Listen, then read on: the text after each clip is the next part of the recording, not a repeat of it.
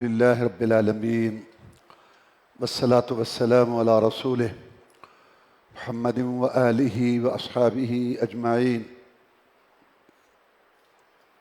أما بعد أعوذ بالله من الشيطان الرجيم بسم الله الرحمن الرحيم سورة أنزلناها وفرضناها وأنزلنا فيها آيات بينات لعلكم تذكرون۔ سورت نور مدنی سورت ہے، ہجرت کے بعد نازل ہوئی۔ اس کے اندر اللہ تعالیٰ نے حدود، اسلامی معاشرت، رہن سہن، میاں بیوی کے مسائل اور پردہ کے احکام، گھروں میں جانے میں اجازت لے کے اس کا مسئلہ، اس کے علاوہ اللہ تبارک و تعالیٰ نے خلافت کا وعدہ کیا مومنوں سے، اگر صحیح معنی میں وہ ایمان اور عمل صالح والی زندگی اختیار کریں، مومنوں کا بیان اور منافقوں کا طرز عمل، اور جو لوگ رسول اللہ صلی اللہ علیہ وسلم کی مخالفت کرتے ہیں ان کا انجام کیا ہوگا۔ اس کے اندر اللہ تعالیٰ نے حدود اللہ کے سلسلہ میں مسائل بیان کی ہیں، اس لیے سورت کا نام نور ہے۔ نور کا نام ہے روشنی۔ ایک اندھیرا ہوتا ہے حسی، جو نظر آتا ہے، اندھیرا ہے حسی، محسوس ہے اندھیرا، اور اس کی روشنی یہ ہے جو آپ کو نظر آ رہی ہے، یہ بلب اور ٹوپے وغیرہ۔ ایک اندھیرا ہوتا ہے مانوی، جو نظر نہیں آتا، شرک، کفر، فسق و فجور، فحشی ریانی، نافرمانی، بغاوت، ظلم، لوٹ کھسوٹ، یہ بھی اندھیرا ہے۔ اس کے لیے روشنی ہے اسلامی احکام، حق کا راستہ، صراط مستقیم، قرآن سنت، کتاب و سنت کے احکام۔ اور پھر اس کے اندر ایمان کی جو روشنی ہے اس کی مثال دی گئی ہے، اور کفر جو اندھیرا ہے اس کی مثال دی گئی ہے، اس لیے سورت کا نام نور ہے۔ یعنی وہ سورت جس کے اندر مسلمانوں کے لیے روشنی کا پیغام اور روشنی کی ضرورت بیان کی گئی ہے۔ شروع میں اللہ تعالیٰ نے زنا کی حد اس کا بیان کیا ہے، اور پھر تہمت جو کسی پر لگائے، 4 گواہ لائے، نہیں تو 80 کوڑے پڑیں گے۔ اس کے بعد میاں بیوی کے اندر اگر مسئلہ ہو جاتا ہے کہ خامد کہتا ہے کہ یہ غلط ہے تو گواہ لاؤ، پھر ٹھیک ہے۔ اگر گواہ نہیں لاتا تو پھر کیا ہے؟ ہو سکتا ہے سچ بول رہا ہو سکتا ہے جھوٹ بول رہا ہو سکتا ہے وہ سچی ہو سکتا ہے وہ جھوٹی ہو۔ تو اسلام نے پردہ پوشی رکھی، اللہ نے معاملہ سارا اپنے سپرد کر لیا، اور لیان رکھا کہ یہ آپس میں آ کے قاضی کے سامنے لیان کریں، اور اس کے بعد ہمیشہ ہمیشہ کے لیے ان کے اندر جدائی ہو جائے گی۔ اس کے بعد سیدہ عائشہ صدیقہ طاہرہ زکیہ مطہرہ صدیقہ کائنات، ان پر جو تہمت لگی اس کا تذکرہ۔ رسول اللہ صلی اللہ علیہ وسلم کی عادت مبارکہ تھی، جب سفر میں جاتے تو اپنی بیویوں میں قرعہ اندازی کرتے، جس کا قرعہ نکلتا اس کو ساتھ لے جاتے۔ سیدہ عائشہ صدیقہ بیان کرتی ہیں رضی اللہ تعالیٰ، میرا قرعہ نکلا، مجھے لے گئے، جگہ پڑاؤ ڈالا، میں قضاء حاجت کے لیے گئی، واپس آئی تو میں نے دیکھا کہ میرا ہار گر گیا ہے۔ میں نے کہا میں ابھی واپس جا کے تلاش کر کے لے آتا۔ میں واپس گئی، جب میں آئی تو قافلہ روانہ ہو چکا تھا، کیونکہ جس ہودج میں میں تھی ایک چھوٹا سا کمرہ نما، جس کو ہودج کہتے ہیں، اونٹ کے اوپر رکھا جاتا ہے، جن کی ڈیوٹی تھی انہوں نے وہ اتار دیتے تھے، میں اس کے اندر ہوتی تھی، انہوں نے وہ ہودج اٹھا کے اوپر رکھ دیا۔ انہوں نے سمجھا کہ اس کے اندر ہے، میں تو نہیں تھی۔ قافلہ روانہ ہو گیا، میں پریشان ہوئی تو میں اسی جگہ پر بیٹھ گئی۔ میں نے کہا رسول اللہ صلی اللہ علیہ وسلم کو جب پتہ چلے گا نا تو مجھے اسی جگہ پر تلاش۔ اور یہ بہت عقل مندی ہے، کوئی انسان کسی سے بچھڑے، عموماً لوگوں کو ہم نے دیکھا ہے جگہ سے جدا ہو جاتے ہیں کسی چوک اور بازار سے، وہ ادھر کو چل پڑتا ہے ادھر کو چل پڑتا ہے، خواہ نہیں، طریقہ یہ ہے کہ اسی جگہ پر جہاں بچھڑے ہیں وہاں رہیں، کیونکہ وہاں وہ فوراً آئے گا واپس۔ رسول اللہ صلی اللہ علیہ وسلم نے آپ بہت ذہین ترین انسان تھے، ساری دنیا کی عقل، دانش مندی، شعور، ذہانت، فہم و فراست، سوجھ بوجھ جہاں ختم ہوتی ہے محمد رسول اللہ کی شروع ہوتی ہے صلی اللہ علیہ وسلم۔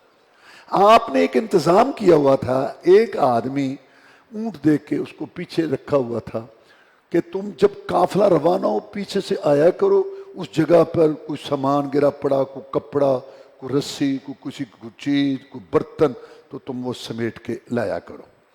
عائشہ صدیقہ کہتی ہیں رضی اللہ تعالیٰ عنہ کہ میں بیٹھی بیٹھی تھک گئی تو میں لیٹ گئی، میں سو گئی۔ وہ آئے، انہیں جب دیکھا، وہ پردے کی آیات آنے سے پہلے مجھے دیکھ چکے تھے، یعنی پردہ جب نہیں تھا تو پھر تو ننگے منہ باہر عورتیں جاتی تھی، پردہ کے بعد تو نہیں۔ وہ مجھے چونکہ پردہ سے پہلے دیکھ چکا تھا تو مجھے پہچان گیا، میں سوئی ہوئی تھی۔ اس نے کہا انا للہ و انا الیہ راجعون زوجۃ رسول اللہ علی الطریق، رسول اللہ صلی اللہ علیہ وسلم کی بیوی، ہماری ماں راستے میں۔ اس کی اس آواز سے میری آنکھ کھل گئی، میں نے چہرہ ڈھانپ لیا۔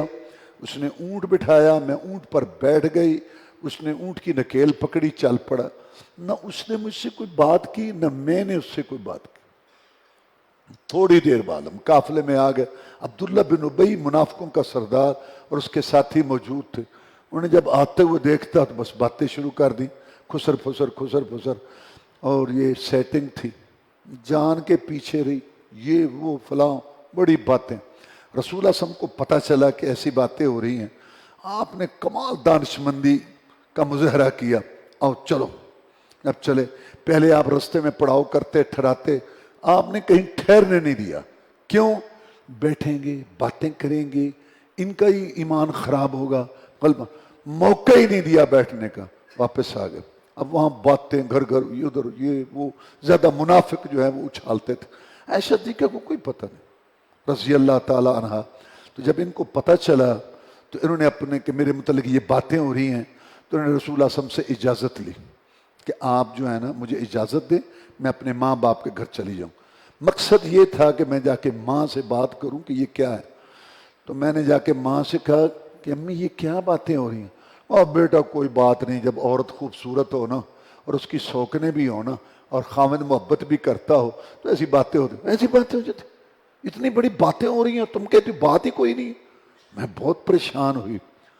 تو اتنے میں رسول اللہ صلی اللہ علیہ وسلم بھی ہمارے پاس آ گئے، میرا باپ بھی بیٹھا تھا، میری ماں بھی بیٹھی تھی، میں بھی بیٹھی تھی۔ رسول اللہ صلی اللہ علیہ وسلم آ کے بیٹھے، فرمان لگے اللہ اللہ عائشہ اگر تجھ سے کوئی غلطی ہو گئی ہے نا تو اللہ سے معافی مانگ لے۔ اللہ سے معافی کو مانگ لے تو ایسے ہو جاتا ہے جیسے اس نے گناہ کیا ہی نہیں۔ میں نے اپنے ابو کو کہا کہ جواب دو، بتاؤ آپ کی بیٹی کیسی ہے، بتاؤ۔ بیٹا میں کیا کہہ سکتا ہوں، امی بتاؤ نا ان کو، بتاؤ ان کو کہ تمہاری بیٹی کیسی ہے، بتاؤ ان کو۔ بیٹا میں کیا کہہ سکتی ہوں۔ میں نے کہا دیکھو اگر میں جھوٹ بولوں نا کہ میں نے یہ کام کیا ہے، تم سب نے کہنا ہاں ہاں ہاں ٹھیک ہے ٹھیک، تم سارے سن چکے ہو، تمہارا ایک ذہن بن چکا۔ اور اگر میں سچ بولوں نا اور انشاءاللہ میں بری ہوں، تم نے یقین نہیں کرنا، میرا معاملہ اللہ کے ساتھ ہے۔ اور وہ جو یوسف کا باپ کہتا صدمے کی وجہ سے مجھے ایت ہی نہیں یاد آ رہی تھی، فصبر جمیل میں کہنا چاہتی تھی کہ میں صبر جمیل کرتی ہوں جو یوسف کے باپ نے کیا تھا، مجھے صدمے سے ایت ہی نہیں یاد آ رہی۔ ابھی مجلس یہی تھی کہ رسول اللہ صلی اللہ علیہ وسلم پر وحی کی کیفیت طاری ہو گئی، اور جب آپ سو کے اٹھے مسکرائے، عائشہ تمہیں مبارک ہو، تمہاری برات نازل ہو گئی ہے۔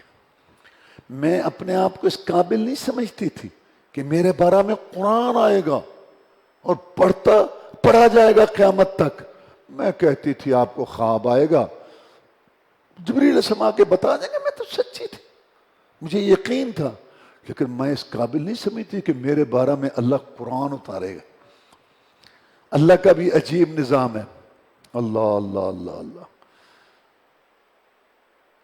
یوسف پر تہمت لگی تو انسان بولا، مریم پر تہمت لگی تو تب بھی انسان بچہ بولا، جریج پر لگی، لیکن جب عائشہ پر تہمت لگی اللہ خود بولا۔ اللہ نے کہا میں اس کی برات دیتا ہوں۔ تو پھر میری امی مجھے کہنے لگی اٹھ اٹھ شکریہ ادا کر اللہ کے رسول کا، تو پتہ نہیں کیا ہو جاتا، تباہ ہو گئی تھی باتیں۔ میں نے کہا میں کیوں شکریہ ادا کروں، میں تو شکر ادا کروں گا اپنے رب کا۔ تم تو سارے باتیں کر رہے تھے اور پوچھ رہے تھے، اب جو لوگ یہ کہتے ہیں کہ رسول اللہ صلی اللہ علیہ وسلم عالم الغیب تھے، آپ ہر بات جانتے، اب مجھے بتاؤ یہ جان کے معاذ اللہ سارا بنایا تھا اور یہ پریشانی کیا تھی؟ اللہ تعالیٰ نے جب یہ واقعہ بیان کیا تو اس میں بیان کیا کہ یوم تشہد علیہم السنتہم وایدیہم وارجلہم. قرآن میں مسئلہ ہے سورہ یاسین میں کہ قیامت کے دن مجرموں کے خلاف ان کے ہاتھ پاؤں گواہی دیں گے.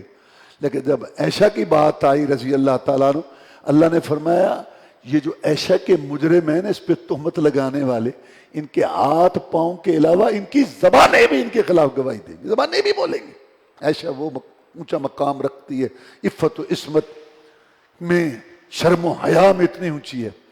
پھر اللہ تبارک و تعالیٰ نے اس میں یہ بات بیان کی، ان الذین یحبون ان تشیع الفاحشہ فی الذین آمنوا، جو لوگ چاہتے ہیں کہ مومنوں میں بے حیائی پھیلے، ان لوگوں کے لیے لہم عذاب علیم، دردناک عذاب میں دوں گا. اللہ فرماتا ہے پھر دنیا والآخرت، دنیا میں بھی ان کو ذلیل کروں گا اور آخرت میں بھی.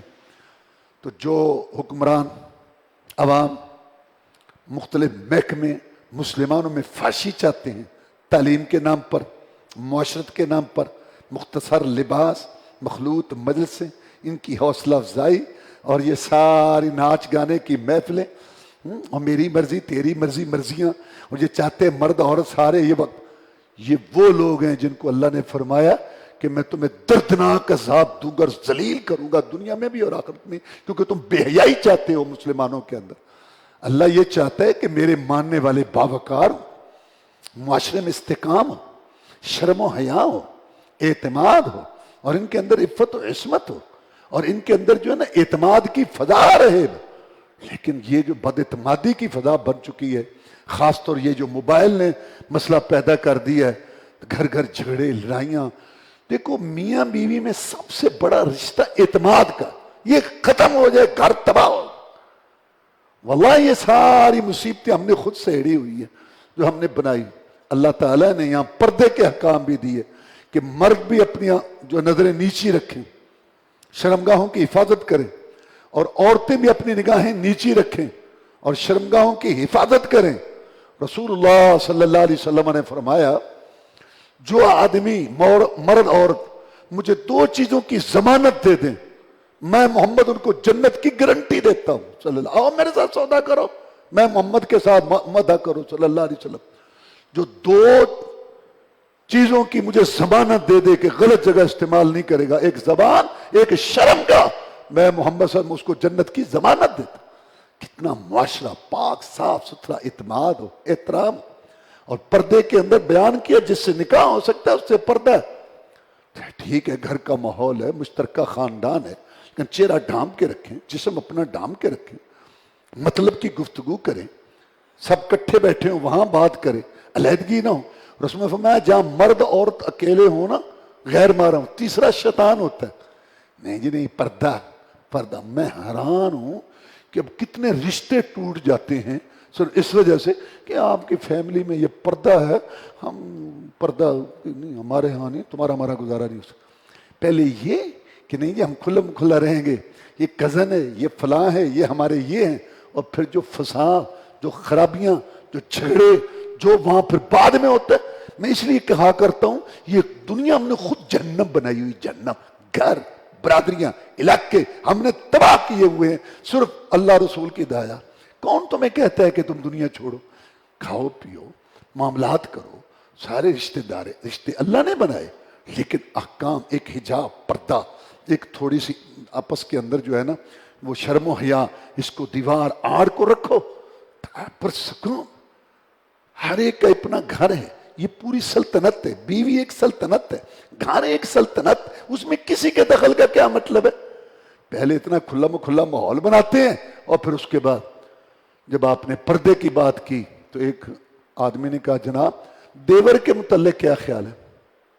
جو گھر میں فرمایا وہ تو موت ہے، جیسے موت کا کوئی پتہ نہیں، ایسے یہاں کوئی پتہ نہیں کب یہ گناہ میں ملوث ہو جائے.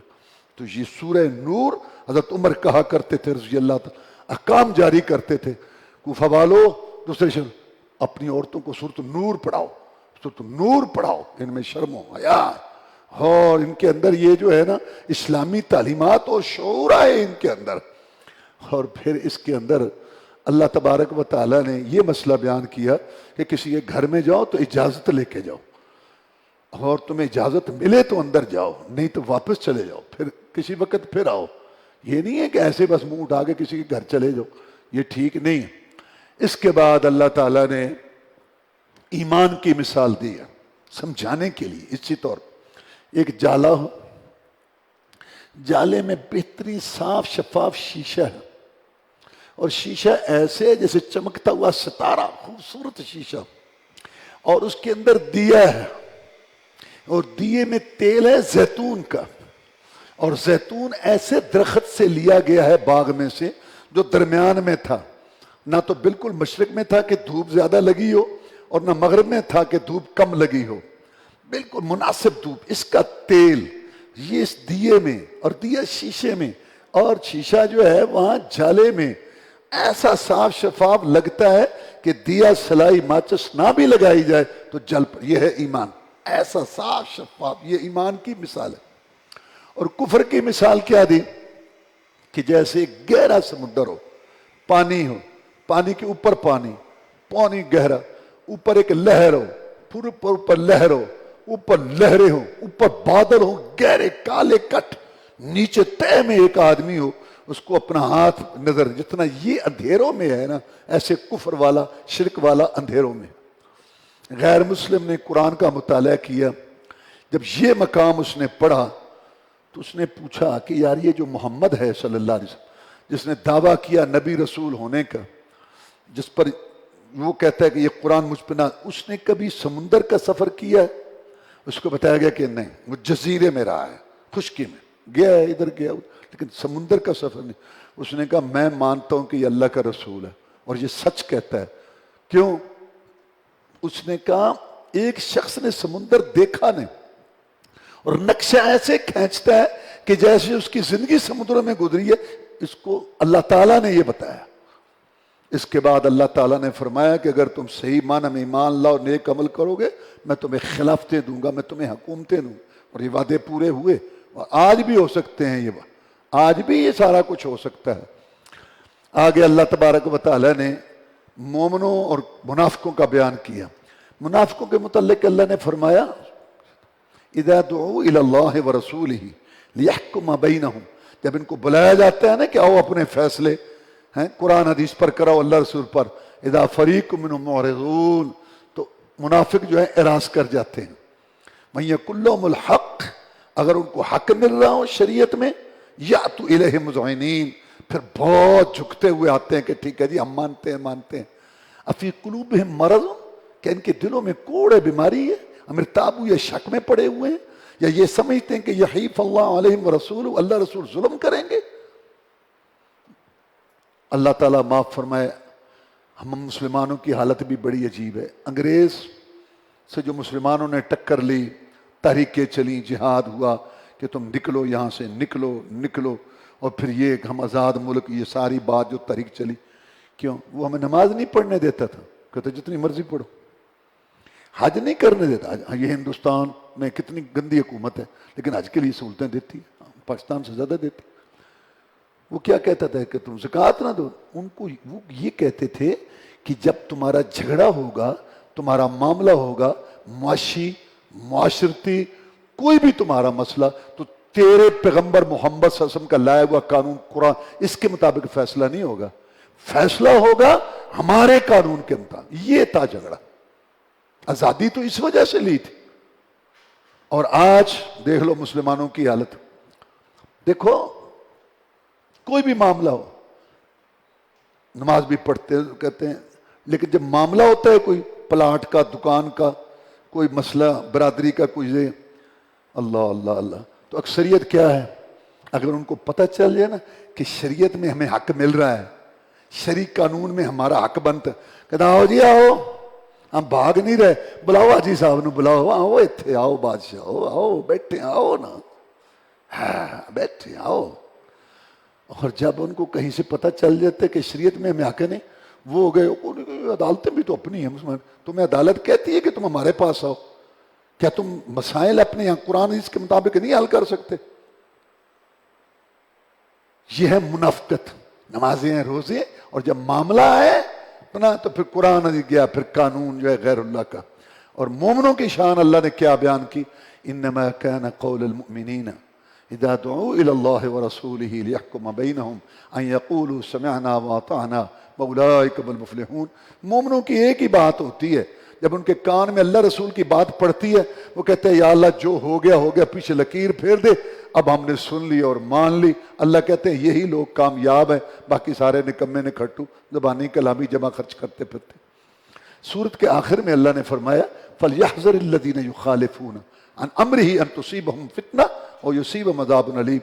جو رسول اللہ صلی اللہ علیہ وسلم کی مخالفت کرتے ہیں آخرت کا تو عذاب آئے گا، لیکن ان کو دنیا میں بھی رگڑا لگ سکتا ہے۔ اب دیکھو احد کا میدان، صحابہ کرام رضوان اللہ علیہ مجمعین سے ایک غلطی ہوگی، ٹیلا چھوڑا، جان بوجھ کے نہیں، انہوں نے یہ سمجھا کہ جنگ ختم ہو گئی، تو اللہ تبارک و تعالیٰ نے دو چار ایتیں اتار کے نہیں تنبیہ کی، بھئی آئندہ خیال نہ، جنگ کا نقشہ بدل کے 70 صحابہ شہید کرا کے، 70 زخمی کرا کے، ہاتھ کٹ گئے، ٹانگیں توڑ دی گئیں، پیٹ چاک ہو گئے، مدینہ کے ایک ایک گھر میں جو ہے وہ 3 شہیدوں کی لائن لگ گئی، اور جو ان کو جان سے پیارے تھے محمد رسول اللہ صلی اللہ علیہ وسلم، ان کا چہرہ زخمی کرا کے کتنی ان کو تکلیف ہوتی ہوگی کہ ہمارا پیغمبر بھی زخمی ہے۔ اللہ تعالیٰ نے مقام رسول، حدیث رسول، ارشاد رسول کی اہمیت بیان کی کہ جو ان کے امر میں خطا پائے گا وہ دیوانہ کدھر جائے گا۔ وہ تو ایک غلطی، وہ بھی غلط فہمی، اور یہاں آنکھوں کی حدیثیں، کانوں کی حدیثیں، زبان کی حدیثیں، شکل صورت کی حدیثیں، لباس کی حدیثیں، میاں بیوی کے مسائل کی حدیثیں، گھر کے ماحول، مال کمانے خرچ کرنے، صبح شام رات دن کی حدیثیں، مخالفت، رات دن رات، اور اگلی مصیبت ہے کہ احساس بھی نہیں ہے کہ ہم کسی مخالفت میں لگے ہوئے ہیں۔ تو اسی وجہ سے تو یہ ساری پکڑ ہے اور ساری یہ تکلیفیں ہیں۔ واہ ناکامی متائے کارواں جاتا رہا، اور کارواں کے دل سے احساس زیاں جاتا رہا۔ اگلی سورت فرقان مکی سورت ہے، ہجرت سے پہلے نازل ہوئی۔ اس کے اندر اللہ تعالیٰ نے توحید، رسول اللہ صلی اللہ علیہ وسلم کی ذات پر جو اعتراضات تھے، بازاروں میں چلتا ہے، کھاتا پیتا ہے انسان ہے، اس کا جواب، اور مکہ والے جو تھے وہ جو اعتراض کرتے تھے ان کا جواب، اور موسیٰ علیہ السلام کا قصہ، اور اللہ کی جو نعمتیں، قدرتیں، زمین آسمان، رات دن، لانا جانا، چاند سورج، اس کا مسئلہ، بارش برسانا، یہ جو اللہ نے رشتے بنائے ہیں، سسرالی رشتے، خون کے رشتے، ان کا تذکرہ، اور آخر میں عباد الرحمن کی شان اور ان کی صفات جو ہے ان کا تذکرہ کیا۔ اللہ تعالیٰ نے اس سورت کے اندر فرمایا تبارک الذی نزل الفرقان علی عبدہ، برکت والی ہے وہ ذات جس نے فرق کرنے والی کتاب اتاری۔ قرآن کو فرق کرنے والی کتاب کہا گیا، یہ دوسرا نام ہے اس کا، فرقان، اپنے بندے پر، تاکہ وہ جہان والوں کو ڈرائے، ساری دنیا کے لیے اللہ کے رسول صلی اللہ علیہ وسلم رسول بن کر آئے۔ یہ فرق کرنے والی کتاب ہے، حق باطل میں، سچ جھوٹ میں یہ فرق کرتی ہے۔ اللہ نے فرمایا وَاتَّخَذُوا مِن دُونِهِ آلِهَةً لَا يَخْلُقُونَ شَيْئًا وَهُمْ يُخْلَقُونَ وَلَا يَمْلِكُونَ لِأَنفُسِهِمْ ضَرًّا وَلَا نَفْعًا وَلَا يَمْلِكُونَ مَوْتًا وَلَا حَيَاةً وَلَا نُشُورًا۔ جن کو یہ پکارتے ہیں اور ان کو مشکل کشائی عادت روائی کے لیے سورتے ہیں اور عقیدہ رکھتے ہیں، اللہ فرماتے ہیں وہ تو خود پیدا جو ہے نہیں اپنے آپ کو کر سکے، وہ تو خود پیدا ہوئے ہیں، اللہ نے ان کو پیدا کیا، وہ تو اپنی جان کے لیے نقصان کے دور کرنے کے مالک ہیں، نہ نفع پہنچانے کے، نہ زندگی کے، نہ موت کے، نہ دوبارہ اٹھنا ان کے بس میں ہے، جب میں چاہوں گا ان کو اٹھاؤں گا۔ ان سے مانگتے ہیں بے بسوں سے، زندہ جاوید رب کو چھوڑ کر۔ اس کے بعد اللہ تعالیٰ نے بیان کیا کہ وَيَوْمَ يَعُضُّ الظَّالِمُ عَلَى يَدَيْهِ يَقُولُ يَا لَيْتَنِي اتَّخَذْتُ مَعَ الرَّسُولِ سَبِيلًا يَا وَيْلَتَا لَيْتَنِي لَمْ أَتَّخِذْ فُلَانًا خَلِيلًا۔ قیامت کے دن ظالم اپنے ہاتھوں کو کاٹے گا، افسوس کہ اوہ میں رسول کا ساتھ دیتا، رسول کی حدیث پر چلتا، رسول کی سنت پر چلتا، رسول کے احکام مانتا، میں فلاں کے پاس نہ جاتا، میں نے اپنا دھڑا، اپنی پارٹی، اپنی لین، اپنا بزرگ، اپنی رسم، اپنے رواج کو پکا رکھا، اور جو رسول اللہ نے بھیجا تھا اس کی بات کی طرف میں نے توجہ نہیں دی، اس دن یہ پچھتائے گا۔ سورت کے آخر میں اللہ تعالیٰ نے اپنے بندوں کی نشانیاں بیان کی، زمین پر ایسے چلتے ہیں، وقار سے چلتے ہیں، اور جب جہل الجھتے ہیں تو ان کے ساتھ وہ الجھتے نہیں ہیں، خرچ کرتے ہیں، کنجوسی نہیں کرتے، اور جھوٹی گواہی نہیں دیتے، لغو گندے کام نہیں کرتے، قتل نہیں کرتے، شرک نہیں کرتے، زنا نہیں کرتے۔ عبداللہ بن مسعود کہتے ہیں رضی اللہ تعالیٰ عنہ کہ ایک آدمی نے رسول اللہ صلی اللہ علیہ وسلم سے پوچھا ایو ذنب اکبر عند اللہ، سب سے بڑا گناہ کون سا ہے؟ میں ان تجعل للہ ندا وہو خلقک، اے پوچھنے والے سب سے بڑا گناہ پاپ یہ ہے کہ اللہ نے تجھے پیدا کیا، دیکھنے سننے والا بنایا، تیرا قد کاٹھ بنایا، تیری سیٹنگ بنائی، اور تو جب جھکے تو کسی اور کے آگے، مانگے تو کسی اور سے، نظر نہ چڑھاوا چڑھائے تو کسی اور کے لیے، سب سے بڑا گناہ پاپ یہ ہے۔ اس نے کہا جناب اس کے بعد دوسرے نمبر پر کیا گناہ ہے؟ میں اپنی اولاد کو قتل کر اس کے نہ آنے کے منصوبے بنا تاکہ یہ تیرے ساتھ نہ کھائے، اس کے بعد بڑا گناہ یہ ہے۔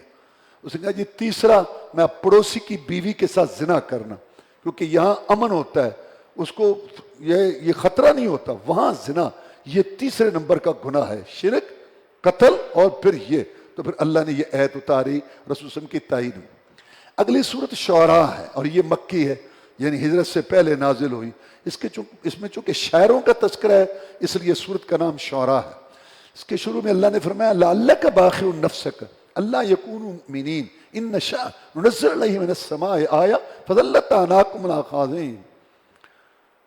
اے پیارے پیغمبر صلی اللہ علیہ وسلم تو اپنے آپ کو ان کی غم میں اپنے آپ کو ہلاکت میں ڈال دے گا، یہ ایمان نہیں لاتا، یہ ایمان نہیں لاتا۔ نبی کڑتا تھا، نبی کڑتا تھا، یہ بھی ہو تیرا بھی کام ہو، تو بھی آ جائے، تو بھی آ۔ اللہ نے تسلی دی کہ اے نبی صلی اللہ علیہ وسلم تو دروغہ نہیں ہے، ہم نے تجھ سے پوچھنا نہیں ہے، ایمان لاتے ہیں لائیں، نہیں لاتے نہ لائیں، میں نے کو آپ سے پوچھنا ہے۔ اگر ان کا ایمان لانا ہی ضروری ہو، ایسی اوپر سے نشانی دکھاؤں سارے سیدھے تیر ہو جائیں، ایک وہ ساڑھے تو ویرے نے۔ لیکن اے نبی صلی اللہ علیہ وسلم یہ زبردستی کا ایمان نہیں چاہیے۔ انا ہدیناہ السبیل اما شاکرا و اما کفورا، ہم نے دو راستے دکھا دیے، شکر کا، کفر کا، ہدایت کا، گمراہی کا، جنت کا، جہنم کا، رحمان کی لین شیطان کی، سوچنے کے لیے عقل کھوپڑی دے دی۔ میرے بندے چاہیے راہ اختیار کر، چاہیے راہ اختیار کر، نہ زبردستی ادھر ہے نہ ادھر ہے، ڈیری رپورٹیں تیار ہو رہی ہیں، تیری میری باتیں کل قیامت کو ہوں گی۔ اس کے بعد اللہ نے موسیٰ علیہ السلام کا قصہ بیان کیا کہ جب وہ گئے فرعون کے پاس، انہوں نے کہا تو کہتا ہے میں نبی کو معجزہ دکھا، لاٹھی سانپ بن گئی، ہاتھ روشن ہو گیا، یہ تو بہت بڑا جادوگر ہے، جادوگر اکٹھے کیے، کا مقابلہ کرو۔ تو انہوں نے کہا کہ ہمیں کوئی انعام کرام ملے گا؟ انہوں نے کہا بالکل ملے گا۔ تو جب مقابلہ ہوا انہوں نے اپنی لاٹھیاں پھینکی، انہوں نے اپنی وہ لاٹھی پھینکی، وہ سب کو نگل گیا۔ تو اس کے بعد جادوگر سمجھ گئے کہ یہ سچا رسول ہے۔ کیوں؟ جادو میں چیز کی حقیقت نہیں بدلتی، وہ تو جادوگر تھے، ان کو تو وہ چیز نظر آ رہی تھی سب، اور معجزے میں چیز کی حقیقت بدل جاتی ہے۔ موسیٰ علیہ السلام کی لاٹھی اصلی سانپ بنی تھی، ان کی لاٹھیاں سانپ نہیں تھی، لوگوں کو ایسے نظر آ، وہ سمجھ گئے اور انہوں نے سجدہ کیا کہ ہم ایمان لائے موسیٰ علیہ السلام پر، اور موسیٰ علیہ السلام پر اور اس کے رب پر ہم مانتے ہیں۔ فرعون کو غصہ آ گیا، انہوں نے کہا یہ نورا کشتی ہے، یہ تمہارا بڑا ہے، تم نے منصوبہ بنایا، حالانکہ ان کی کوئی ملاقات نہیں ہوئی تھی آپس میں۔ لوگ کتے من خلاف، میں تمہارے ہاتھ پاؤں کاٹوں گا، میں یہ، انہوں نے کہا تو جو کرنا ہے کر، فقد ما انت قاض انما تقضی هذه الحیات الدنیا، تو ہماری دنیا تباہ کرے گا، ہم تیری آخرت تباہ کر دیں گے، کر جو تو نے کرنا ہے۔ عبداللہ بن عباس کہتے ہیں رضی اللہ تعالیٰ عنہ کہ کتنے عظیم لوگ تھے کہ شروع دن میں مقابلے پر تھے اور انعام کرام کے لالچ میں تھے، اور آخر دن میں ایمان لا کے شہید ہو کے رب کی جنتوں میں پہنچ چکے تھے۔ اس کے بعد اللہ نے کہا موسیٰ لے چل بنی اسرائیل کو یہاں سے۔ اب رات کو وہ سوئے ہوئے تھے، بنی اسرائیل کو لے کے موسیٰ علیہ السلام چل پڑے۔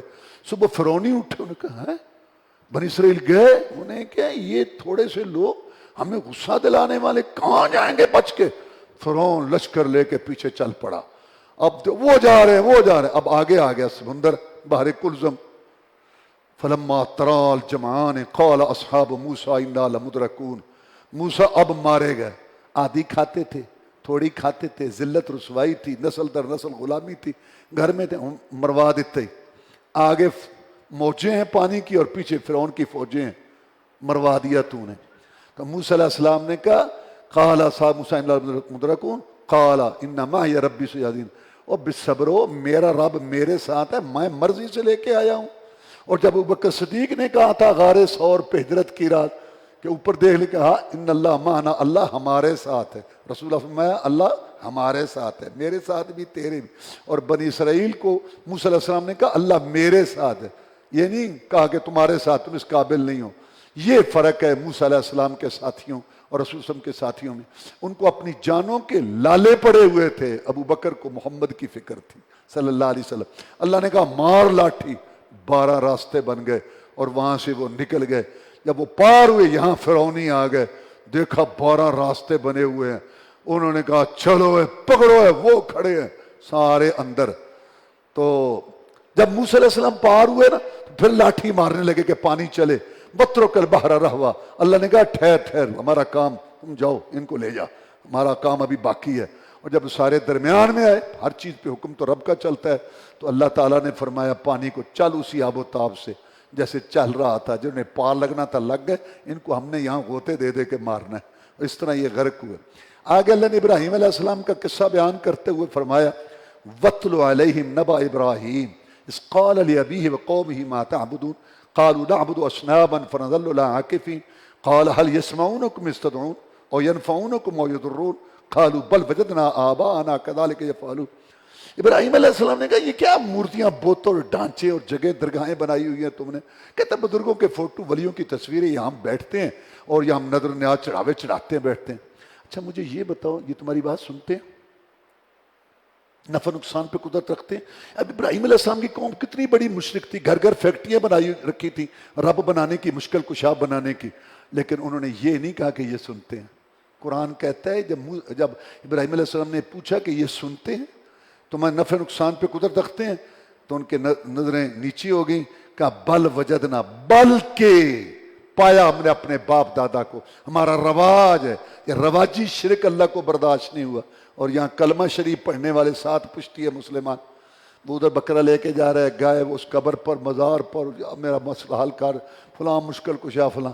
تو کوئی آگے سے کہے کہ بھائی یہ سنتے 14 تک روشن ہیں، سفید کے مالک ہیں، جو چاہیں وہ مناظرے کرتے، آگے سے مناظرے کرتے ہیں. اللہ مناظرہ کرتے ہیں کہ ہم بتائیں. تو آپ مجھے بتائیں کہ شرک کن کا زیادہ ہے؟ وہ رواجی شرک اللہ کو برداشت نہیں ہوا، اور یہ عقیدے کا شرک کیسے برداشت ہوگا؟ آگے اللہ نے مختلف نبیوں رسولوں کے تذکرے کیے اور آگے فرمایا وَأَنذِرْ عَشِيرَتَكَ الْأَقْرَبِينَ، اے نبی ڈرا اپنے رشتہ داروں کو. تو پھر آپ نے ڈرایا اپنے چچوں کو، پھپھی کو. کہا فاطمہ رضی اللہ تعالیٰ، یہ نہ سمجھنا کہ میں محمد کی پھوپھی ہوں، عمل کرے گی تو تیرے کام آئیں گے. جب نبیوں رسولوں کا سردار جس کے اشاروں سے جنت کے دروازے کھلنے ہیں، چہیتی اپنی بیٹی کو یہ کہہ رہا ہے کہ میں تیرے کام نہیں آؤں گا، اور کسی کا کون کوئی کام آئے گا. اور سورت کے آخر میں شعراء کا اللہ نے تذکرہ کیا کہ تم کہتے ہو کہ محمد شاعر ہے، وَالشُّعَرَاءُ يَتَّبِعُهُمُ الْغَاوُونَ، شعراء کے پیچھے تو گمراہ لوگ جاتے ہیں اور باتیں کرتے ہیں. شاعر جب بات کرتے ہیں تو کلام میں زمین آسمان کے ملا دیتے ہیں. نہیں، میرا ایک دوست مجھے کہنے لگا، ایک قوال سے میں نے پوچھا کہ تم کیا قوالی کرتے ہو، کیا ہے؟ کہتے میں بتاؤں، ہمیں بلا لیتے ہیں، یہ بزرگ ہے، مزار ہے، قبر والا، ہم چلے جاتے ہیں. ہم نے کلام ایک ہی بنایا ہوتا ہے، ایک ہی کلام ہے ہمارے پاس.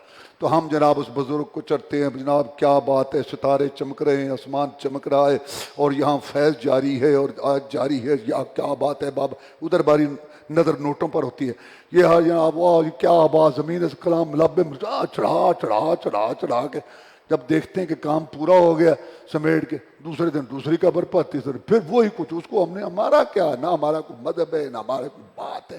قرآن کہتا ہے کہ یہ شعر کہتے ہیں، باتیں کرتے ہیں، بس ایسے ہی بناتے ہیں. جو کہتے ہیں وہ کرتے نہیں، جو کرتے ہیں وہ کہتے نہیں. لیکن سارے ایسے نہیں ہیں، اچھے شاعر بھی تھے. حسان بن ثابت رضی اللہ تعالیٰ عنہ شعر کہتے تھے. رسول اللہ صلی اللہ علیہ وسلم ممبر پیش کرتے، آپ نیچے بیٹھتے اور ممبر پہ حسان کو بٹھاتے اور کہتے حسان ان کو جواب دے، تیری باتیں شعر ان کو نیزوں سے زیادہ لگتی ہیں، دے ان کو جواب، دفاع کر.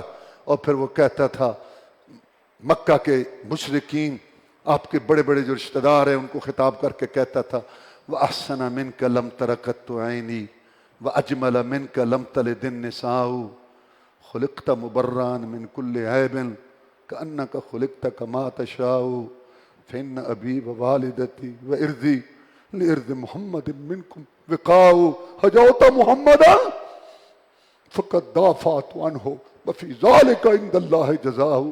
تجھ سے زیادہ خوبصورت تو میری آنکھ نے دیکھا نہیں، تیجے جیسا حسین جمیل تو کسی ماں نے اپنی گود میں کھلایا ہی نہیں۔ تو ایسے پیدا ہوا، تو کہتا گیا، رب بناتا گیا، میری ماں میرا باپ، میری عزت میرا کنبہ تجھ پر قربان ہو، اور تو نے مذمت کی ہے، محمد کی توہین کی ہے۔ میں جواب دے رہا ہوں، اور اللہ کے ہاں اس میں اجر اور ثواب ہے۔ وآخر دعوانا الحمدللہ رب العالمین۔